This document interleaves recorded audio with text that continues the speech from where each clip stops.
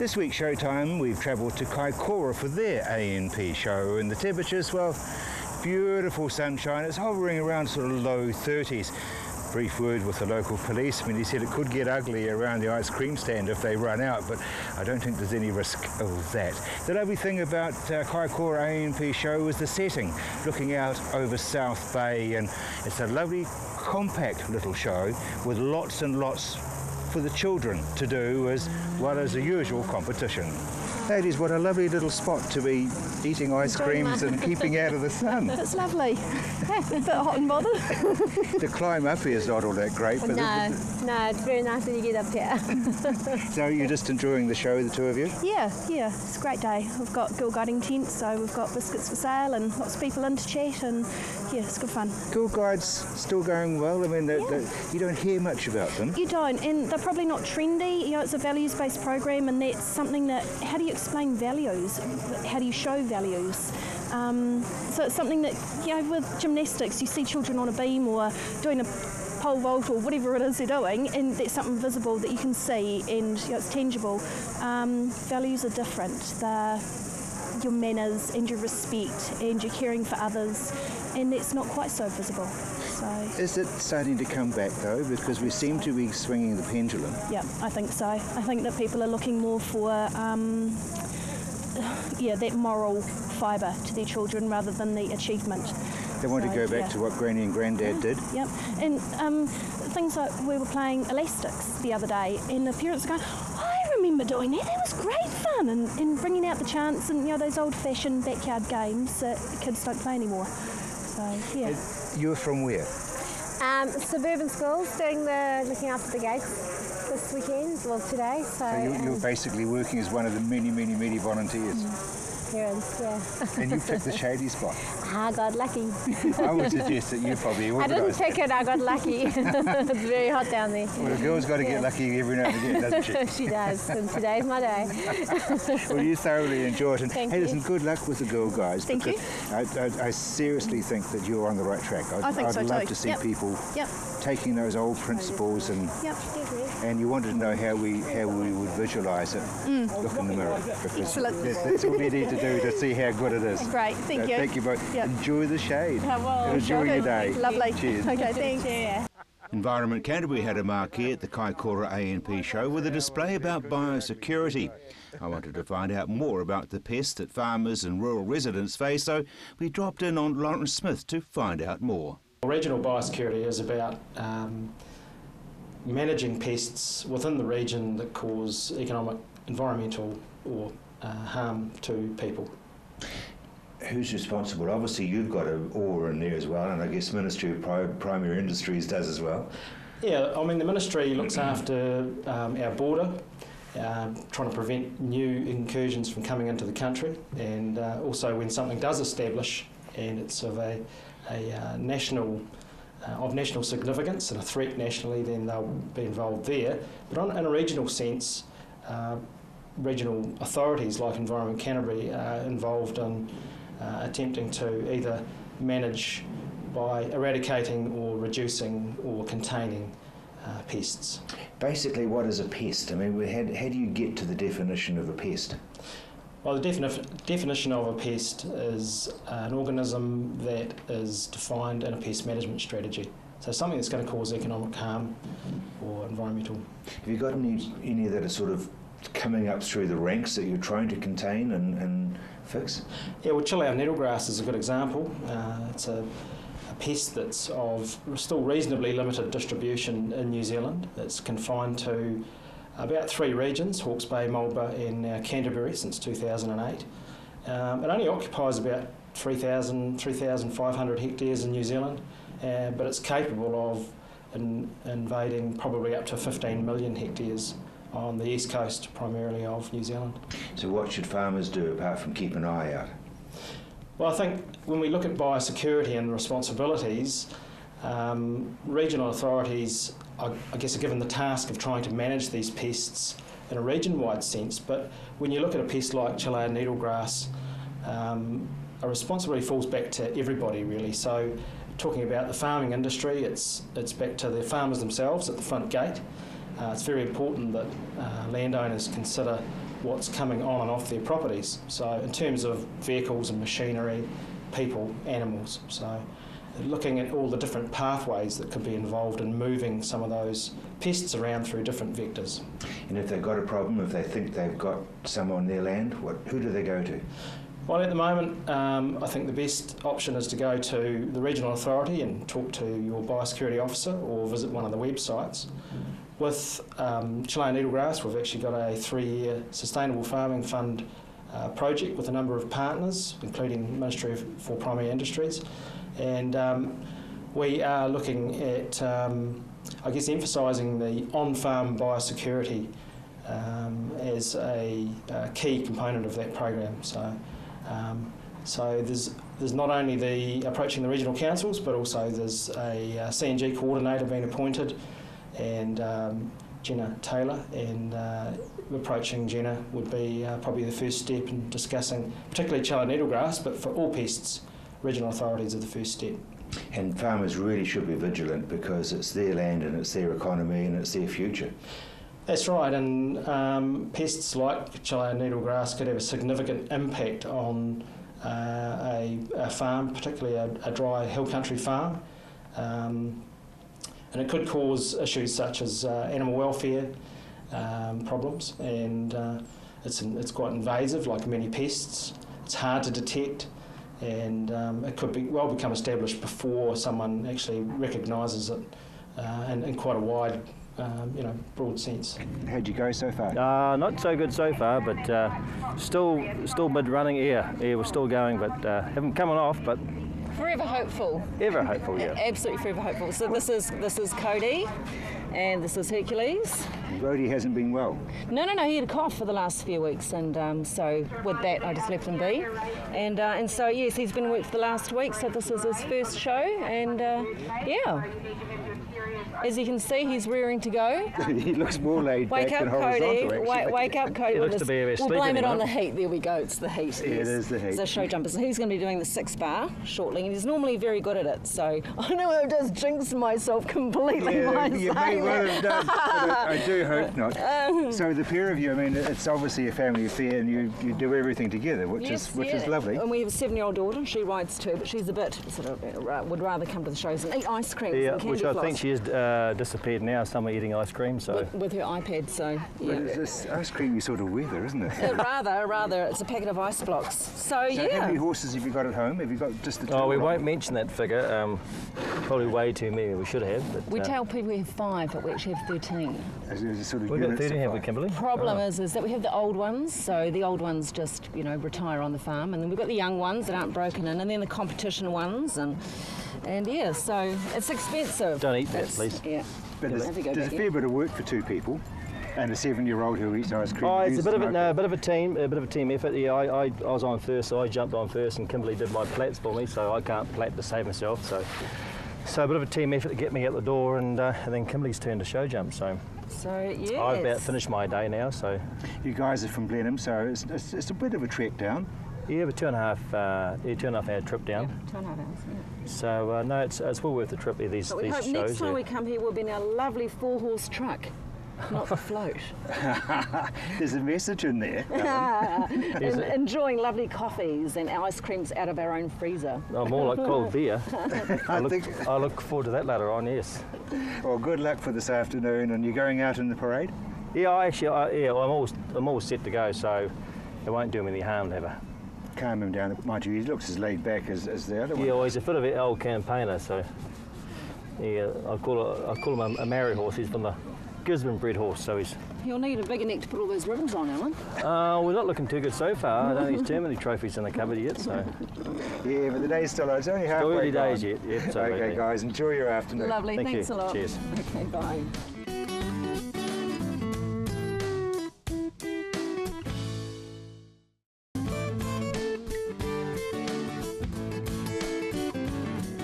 Kiwi Farm Alpacas, tell me who and what you are. Yes, we're a group of 9 individual alpaca farms that have got together mid last year to just form a group that could market and promote alpacas on a larger scale. They've come a long way in a short time because they're a bit of a novelty, but now they're mainstream. Yeah, they certainly are, and it's growing all the time. There's more and more alpacas in New Zealand, and more people looking to get involved with alpaca.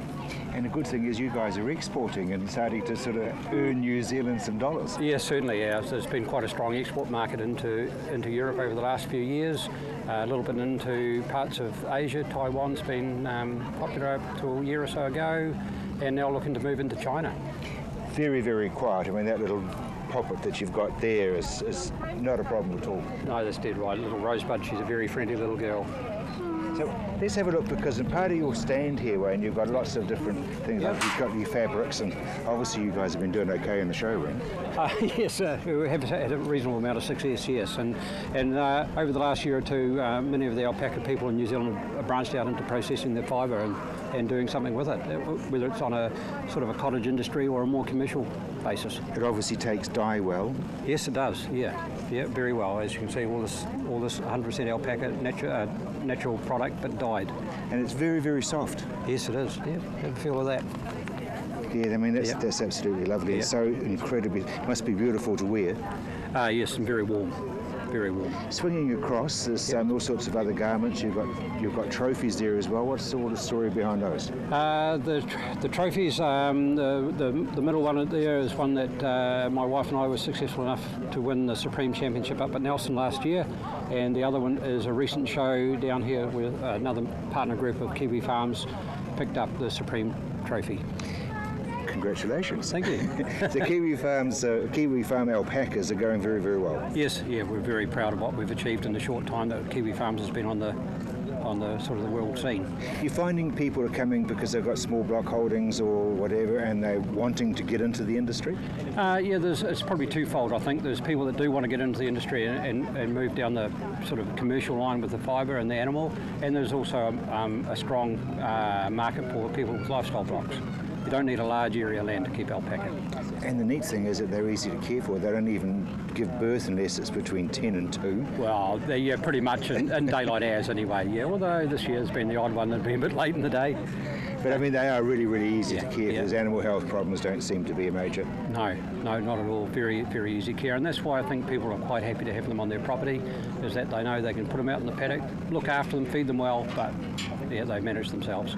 Well, good luck, and good luck with all your exporting things. Yeah, it sounds exciting times. Yeah, looking forward to it. So, signs are good for alpaca in New Zealand. So while the pipe band is entertaining everybody, there's a bit of action in this tent as well. What's going on here? Indeed. We've got the mechanical bull here from Christchurch. We've got one of our lovely hosts here who's going to show us how the mechanical bull is run. I'm functioning the rock, the spin, and everything in between that. So let's rock it and see what happens. Alrighty. So what are we doing here? Well, so at the moment I'm starting off with a wee bit of rock so that our attendant can get a go here. I'll put a little bit of spin in there. This is to throw them off a little bit. And she's obviously done this before. Oh, I think she's a beginner actually, so we're going to give her some credit. She's hit the pavement. Like all good bull riders, they go down at the end. This figure of speech, but yeah, I mean, they've got a rider that she's a lot game with than I am. I'm not going up there. Oh, indeed. I've been up a few times, but it's good to see everybody else have a turn. So is it popular? Oh yeah, very popular.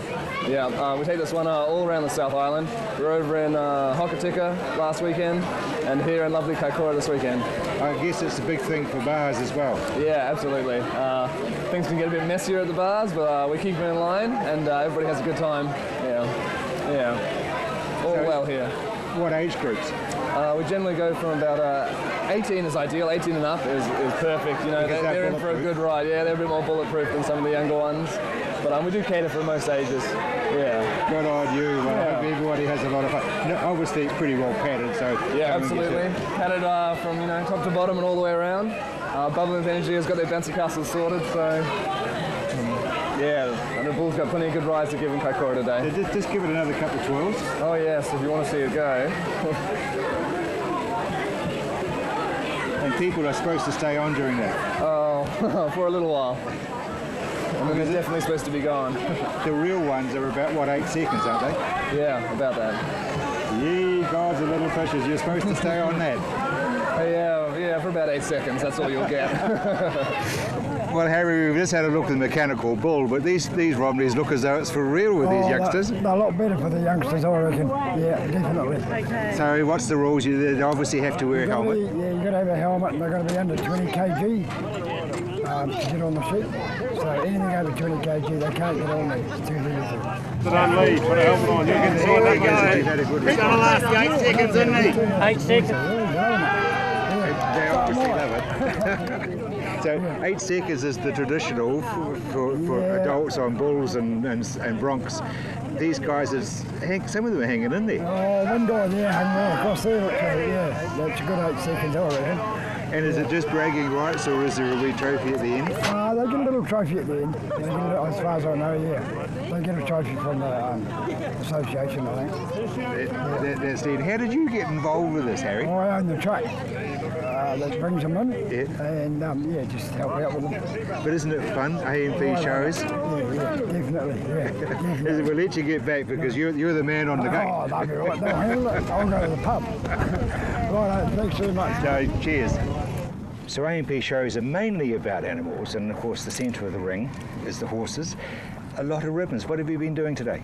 My hack got champion today, so he won his open and went out for the championship, and he managed to get that. So, yeah, and I won the minute as well with him, and he got second in the pace. So you've had a big day. Yeah. Tell me about this. Well, how long have you had him? I've had him 4.5 years. Yeah, and he's been to a lot of AMP shows, so we're from Christchurch, so we've come a wee way for Kaikoura AMP.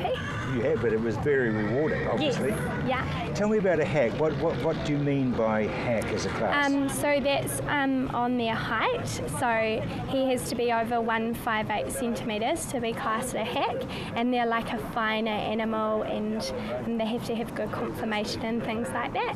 So there are park hacks which are smaller, and then saddle hunters are big, heavier horses that cover the ground even more. But yeah, a true hack is something that's fine with good conformation and can move and cover the ground nicely.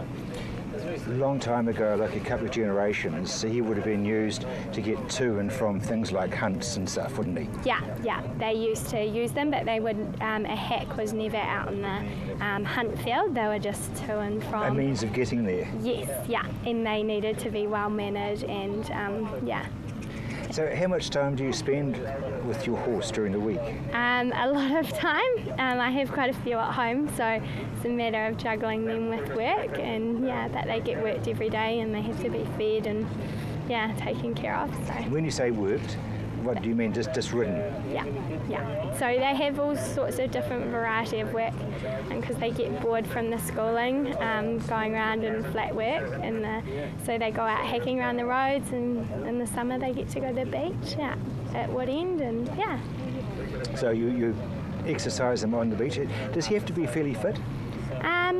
Well, for the show hack classes, not particularly really strong fitness, but yeah, if he was jumping like some of my other horses, then they have to be quite fit, yeah.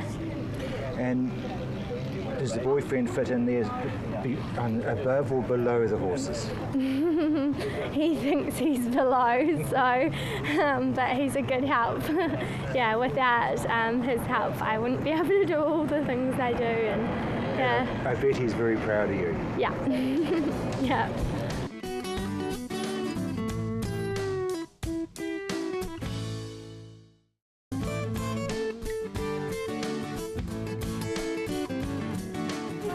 It's about reducing our impact on the environment. So whether it's about recycling, reducing what we're purchasing, reducing our fertiliser usage, fencing off streams, it's all about being responsible for the environment. Thinking smarter. Thinking smarter. And also thinking to the future, so we've got something to leave behind for our children. Because most people do say they want to leave their patch better for the next generation than they found it. Yes, and certainly in Kaikoura we're trying to walk the talk. Now you've got trees for travellers? Yes, we have, and that's Well, there's two sides to the Trees for Travellers program. The first side is you can offset your carbon footprint by purchasing a tree which is planted on public land, and you can come back and visit the tree in the future. So any carbon you produce by travelling to Kaikoura is then offset by what the tree sucks in as it grows. The second side of Trees for Travellers is environmental enhancement. So we plant the tree on public land, and it's a tree that is naturally found in the district, so it would have seeded here naturally in the past, and it attracts birds and insects and wildlife around it. So helps rebuild our ecosystem, so that's really important as well. We've come up from Christchurch today, so if we planted a tree for travellers, that would be ours, but part of you. Yes, it's leaving a wee bit of yourself behind for us into the future. Is that working well? It is working well. We'd like to plant 1 million trees to be a carbon neutral community, so we've got quite a few 100,000 to go, but the program's working really well, and we've got areas that are well established now, as well as new areas obviously being planted all the time. So I mean, people pay what to give a tree? It depends what sort of tree. A medium-sized tree is $40 up to $60 for a heritage tree. And where do people travelling through, how do they do it? How do they get in touch with you at the council, or what happens? In touch with us at the council, the information centre, or up at our recycling centre, Innovative Waste Kaikoura. They also run the program for us, so very successful. So things are going very well in Kaikoura as far as sustainability and the elements are concerned? Yes, we're very proud. We've got a recycling centre that's going very well. So the total waste we produce as a district is, per person, is about 1/10 of what people in the large cities produce. So people in Kaikoura should be very proud. I think so. Recycling's a normal part of life for people in the community and also for our businesses. And lastly, happy birthday. Thank you very much. You won't ask. 40. She volunteered it. Well done. Have a wonderful day. Thank you. It's a hell of a hot, and you guys have got a lot of gear on. Yes, it is. And you're right. We could do without these, but it's part of the uniform, and we try and look good, as well as try and sound good. Well, you do sound great and you look wonderful as well. So how often do you guys get together and practice? We practice regularly once a week, all year. When daylight saving permits, it's twice a week. We have a marching come drill practice on a Sunday evening. That sounds almost as though there's competitions involved. Yes, there is. So what grade are you guys in? We're grade 4. We have good membership right now, but at the end of each school year, the 6th, 7th formers, or the year 12, 13. 6th or 7th formers for my age group. Okay. They all disappear and go to university, so we have to build up again. You do have a lot of youngsters in your band, which must be very rewarding. Yes, it is. There's a lot of time and a lot of effort go in by a few of the oldies to retrain youngsters year after year after year. But it is lovely that people are still wanting to be in a pipe band. Yes, it's the music you either love or hate. So anybody who chooses to learn generally has a love of pipes or drums, and they stick with it and become quite proficient. Well, wherever you were playing today, there was a crowd around you, so everybody really appreciates you being here. Thank you very much indeed for leading the Grand Parade. You're welcome. It's part of the job. We're happy to be here.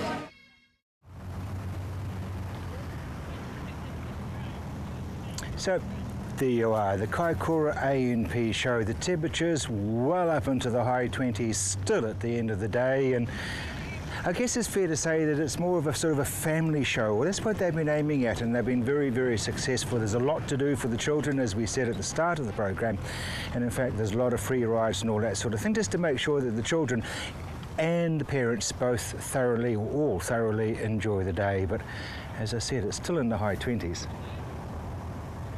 South Bay looks pretty tempting. I think I might just go and join crayfish for a bit.